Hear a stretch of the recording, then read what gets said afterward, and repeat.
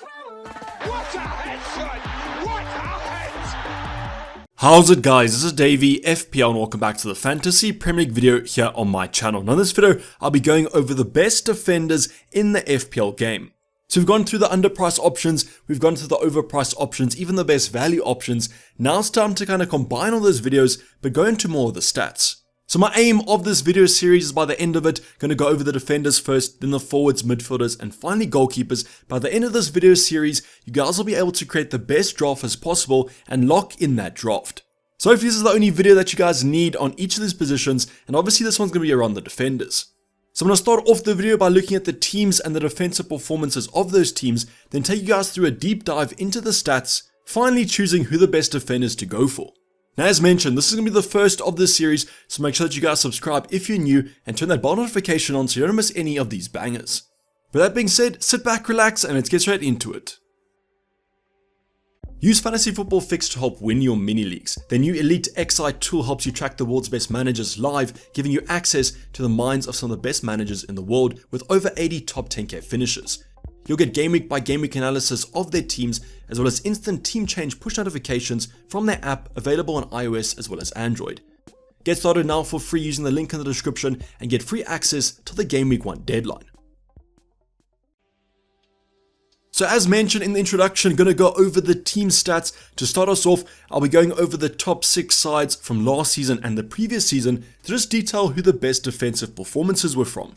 So on screen right now, you guys are going to see the top 6 sides. It's going to be Man City, Newcastle, Arsenal, Aston Villa, United, and finally Chelsea. So no Liverpool in the top 6 sides. I'll detail them in the previous year's ones, as they were pretty bad defensively last season. Now all these stats are going to be from Fantasy Football Fix. You guys would have seen the promotional video a short while ago. So go over to their Opta Stats Sandbox if you guys want to play around with the stats yourself. So these teams are ranked from the best or the lowest amount of XG conceded. This does include penalties if you guys want to take note of that. But Man City were number 1 with 31.82. Now in terms of most of these teams to target, let's go over them from a more holistic point of view. I think a lot of us are looking at Man City defenders right now. John Stones has a healthy ownership within the current FPL managers. Newcastle, we're avoiding them because of their tough start to the fixtures. But I do think most of us have a plan to at least get in one of them in the future game weeks. Then the Arsenal asset's almost an essential defender in my opinion. I've got Gabriel in my own team, and you guys want to double it up even with Ramsdale. Then finally, Aston Villa, United, and Chelsea. Not all of us do own a player from these sides. Aston Villa provide a nice little entry at a cheaper price point into some good attacking stats. I'll detail that a little bit later on. In terms of United, Onana's kind of ownership is rising as the days go on, but I personally don't have any United defenders. Then finally, Chelsea. Chilwell's ownership is growing minute by minute. A lot of kind of content creators pushing the Chilwell bandwagon, which I can get behind, but from game week 3 onwards. Now I think theoretically out of these kind of top 6 sides, you could have made a defense, probably John Stones, Gabriel, Onana, and then finally Chilwell. But interestingly enough, no Trent or Liverpool in the selection. Now XG is great and all, but I like to go over expected clean sheets. This kind of gives you an indication if they were overperforming or underperforming their stats, because XG considered could maybe be more goals in a certain game and then none in another one. So let's go over the clean sheets and their expected clean sheets. Starting off with Man City, they had 13. But we were projected to score about 20 in terms of the expected stats. So that's a massive kind of underperformance, and I would know all about this as an Edison owner. And that's the thing about Man City that was so kind of infuriating towards the end of last season. The stats were looking so strong, but the clean sheets weren't simply going. So what that means is that Edison was kind of conceding some very low XG chances. And what I will say is that usually the expected clean sheets are higher than the actual ones. The one exception could actually be for United. They kept 17 clean sheets, but were expected to only keep 14.4. And that could have actually been a David De Gea shot-stopping effect. Either that or against them, strikers are simply missing their chances, but they were kind of the only team that actually overperformed their stats. Just wanted to give you guys an indication here that the stats aren't always what they seem. I know a lot of you might not actually like expected stats. I generally do like them though, and you'll see that throughout this video. Now the last kind of stat to go over is going to be the clean sheets expected from last year. I just wanted to see if teams kind of improved or reduced their defensive performance. First up, you're going to see Man City there with a massive 22.3 expected clean sheets 2 seasons ago, which is simply outstanding. So they did kind of regress a little bit to only 20, but the stats are looking super strong from their point of view. One thing to note there is the consistency. It's that Man City are consistently going to produce those good defensive numbers, and that's why I might not recommend Edison, but if you guys do go for him, I wouldn't be too concerned. Newcastle having kind of a big improvement on their performance from a defensive and an attacking point of view, going from 11 to 16, Arsenal keeping around the same kind of margin, Aston Villa improving, United improving, and then finally Chelsea decreasing. But you guys can kind of already tell that Chelsea had a very bad season. They're not usually amongst the mid-table sides, and that's why if they improve this season, their defenders could be absolute steals. But this is kind of a quick rundown of what teams to target. What you guys are going to kind of do is combine the teams and the players. A team that has very good kind of clean sheet threat and a player that has good attacking numbers is kind of a nice little marriage that's going to equal FPL points.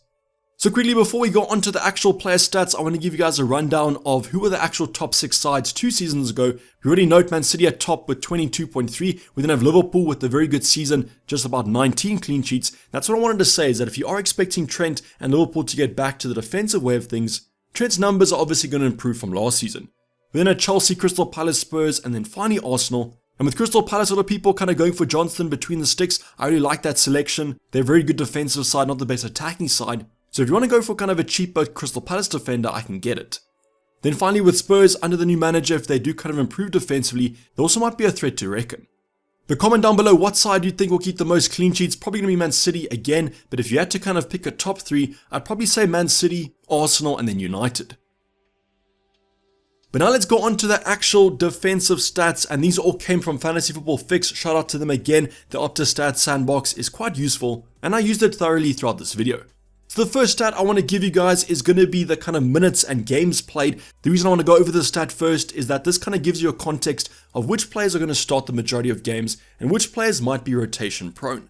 So for example, I'm going to use the 4.5 defenders. So every player that you guys see on screen right now is a 4.5 defender in the game, as long as they played last season. So on the x-axis you have games played, so this will be kind of subs and also if they started the fixture. Then on the left hand side or the y-axis, that's going to be the minutes per actual appearance. So the easiest way to kind of describe this is let's look at Tarkowski for example, top right hand side. He's probably played about 38 games and played 90 minutes in all of them, so therefore he played the maximum amount of minutes. Now the reason I want to go over the 4.5s first because my kind of relationship with the 4.5 is they're probably going to be on my bench most game weeks, and therefore I want them to be as nailed as possible. Now if you guys want to play a 4.5 or you want kind of a more punt, don't focus on this graph. Usually the punts aren't the players that get 90 minutes every game, but they are the players that have better attacking stats. So just because the Tarkowski's on the top right hand side doesn't mean he's the best player to go for. I would just kind of focus on any player that plays the majority of minutes, and that could be kind of 80 plus.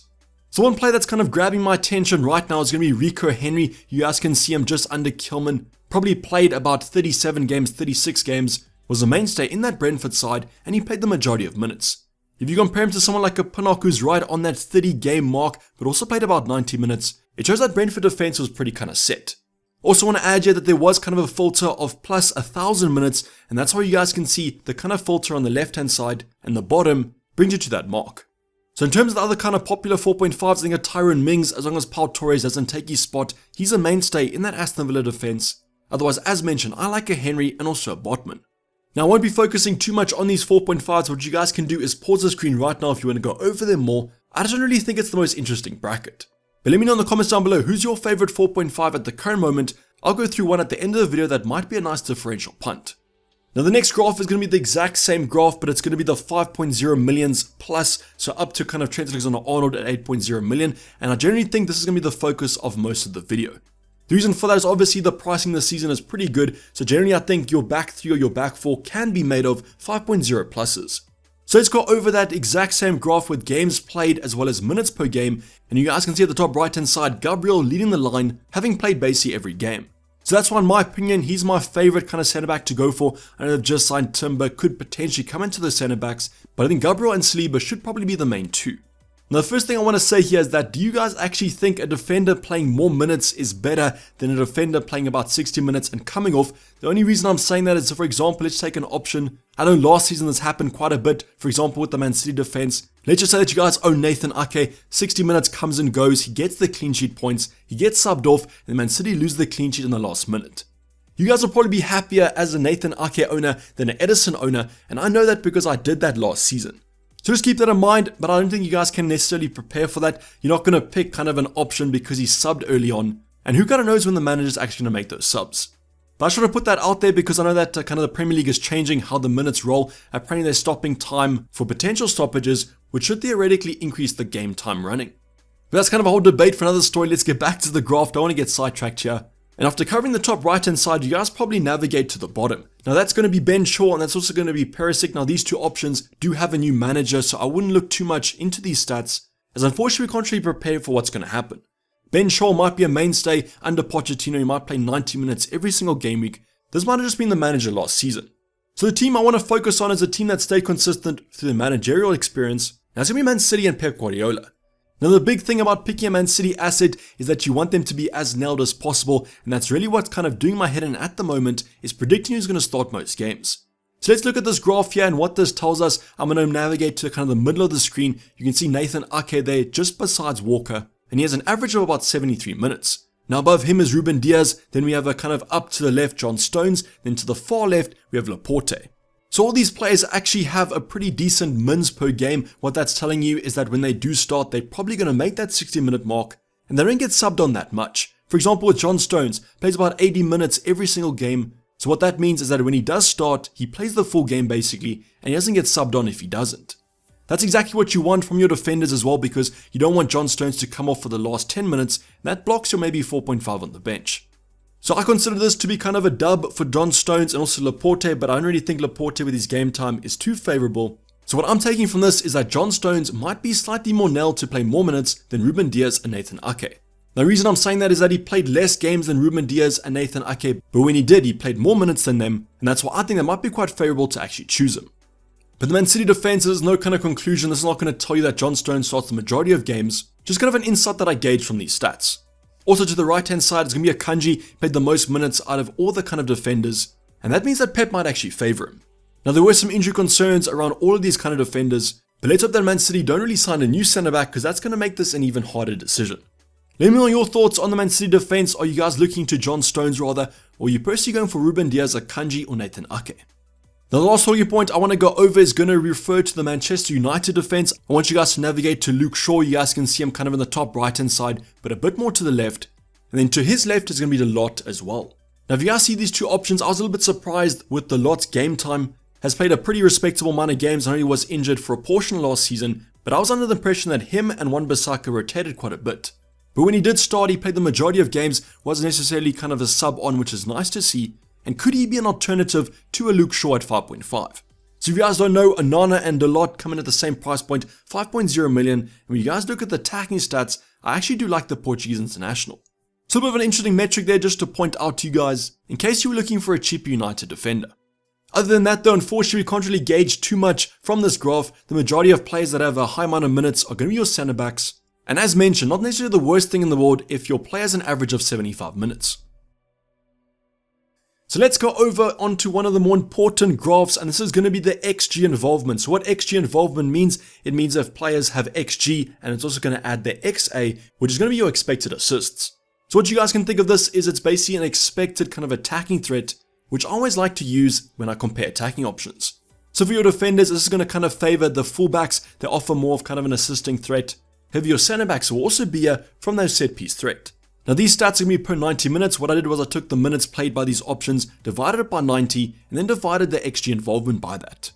So top right hand side, your eyes are probably there at the moment. Alexander-Arnold with a massive kind of XG involvement as expected. He is 8.0 million for a reason.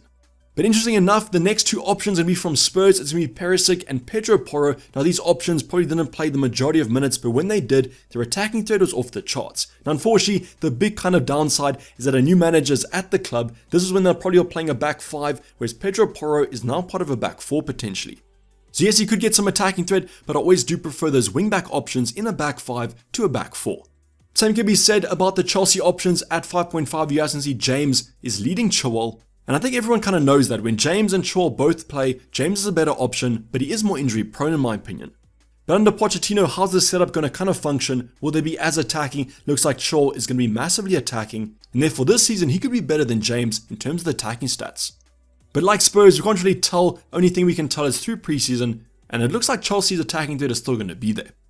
Then a kind of a mainstay is Stupinan, also showing his kind of threat here. Very good kind of attacking stats, that's why I like him as an option, as well as Alex Moreno, who's just under him.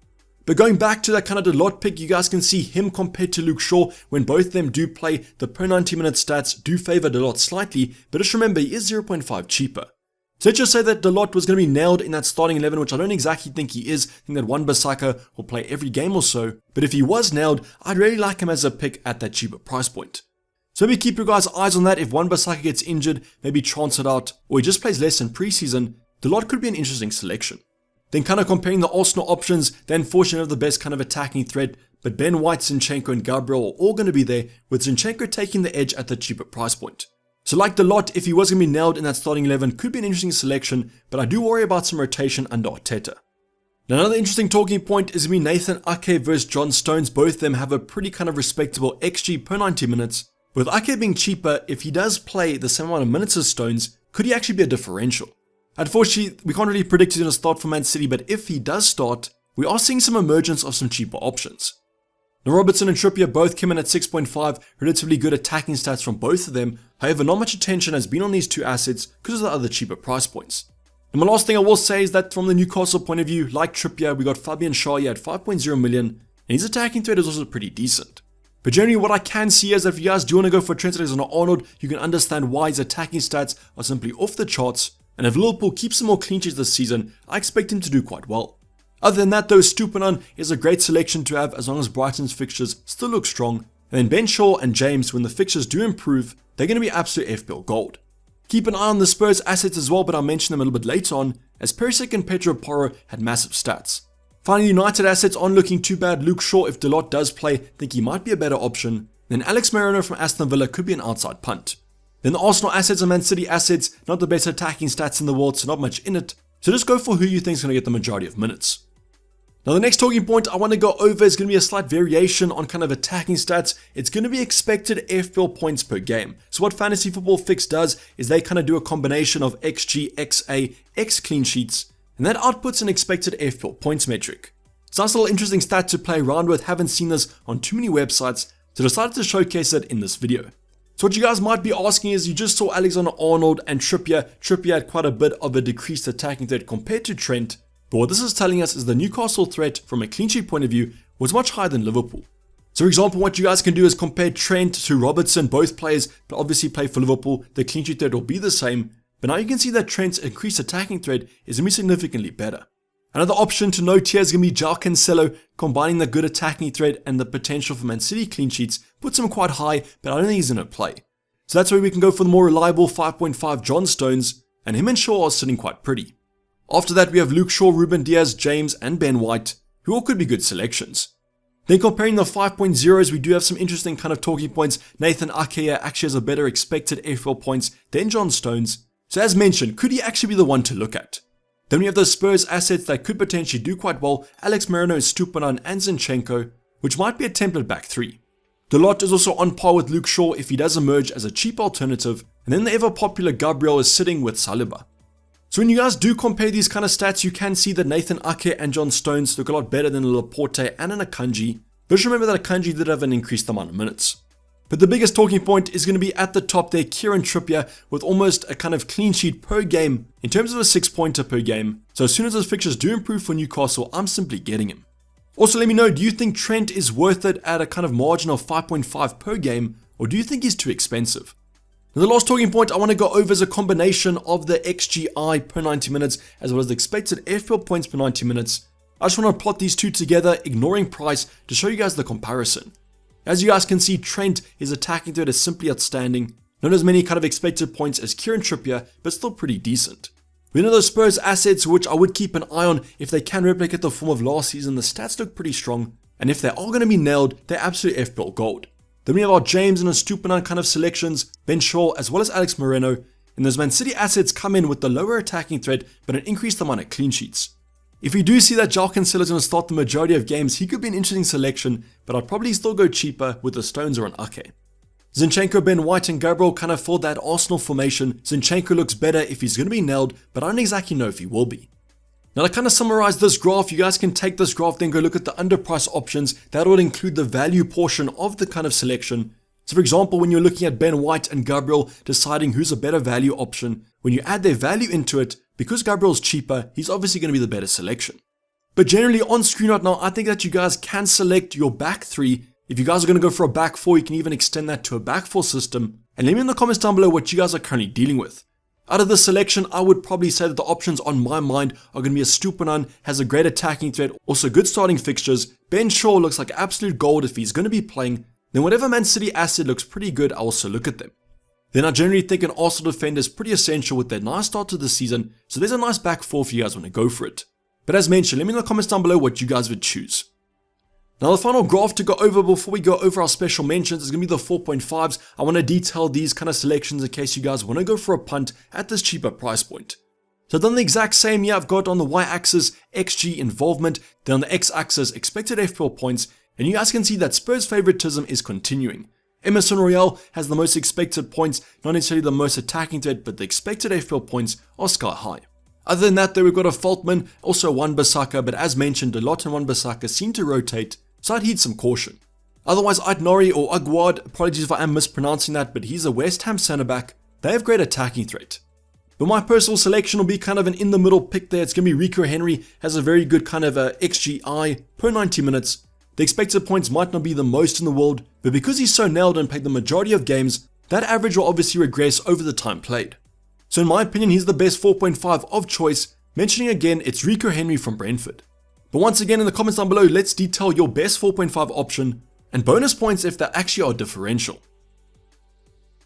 Now the two special mentions I want to go over are two players that I think are going under the radar but could potentially become massive options. The first will be Gusto from Chelsea. He's a 4.0 right back that is a replacement for Reece James, and as you guys know, Reece James is always out injured, so Gusto could be a nice selection.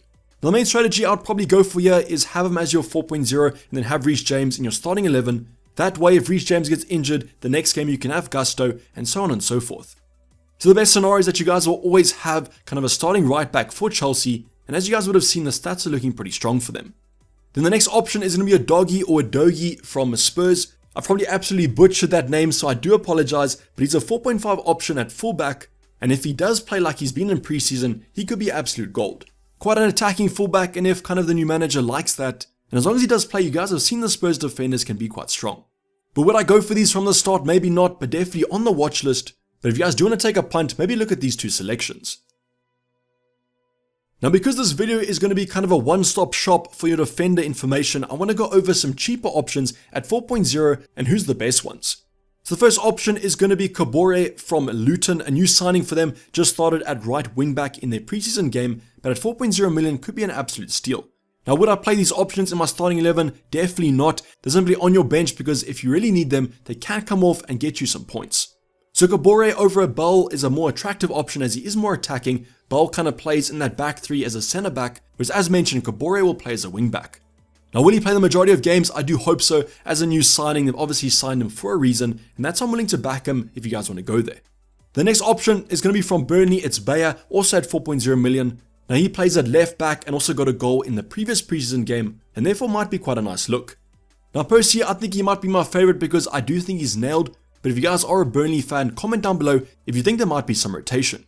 Then the final option from Sheffield United, it's Baldock. Sheffield United also have a few other options, but Baldock seems like the most nailed, and he's also 4.0 million. In the last preseason game, he actually played in the midfield slot, scored a goal, and that's also like him as an option. Now out of these three, I don't really think that you guys can go wrong. As mentioned, they're not going to start every single game, and if they do come off the bench, your starting 11 is probably in a bit of trouble. But hopefully if they do come off, they can get you some FPL points, so I would just go with whatever one you favor. But this is basically going to wrap up the video, guys. Hope you guys did enjoy it. Please don't forget to like if you did and subscribe if you haven't subscribed yet. Tons of content coming up till that Game Week 1 deadline on Friday, so make sure those notifications are turned on. But I'm signing off. This has been Dayvy FPL, and I'm out. Cheers, bye.